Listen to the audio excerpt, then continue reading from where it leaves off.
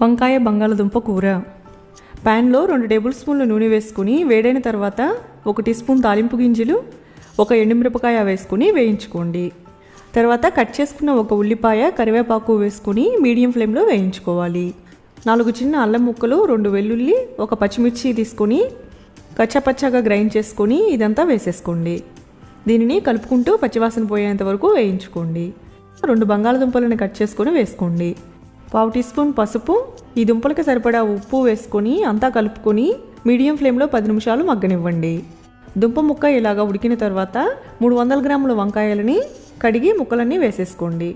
ఈ వంకాయ ముక్కలకి సరిపడా ఉప్పు వేసుకొని మూత పెట్టి మగ్గనివ్వండి. అడుగంటకుండా మధ్య మధ్యలో కలుపుకుంటూ 10 నిమిషాలు కుక్ చేసుకోండి.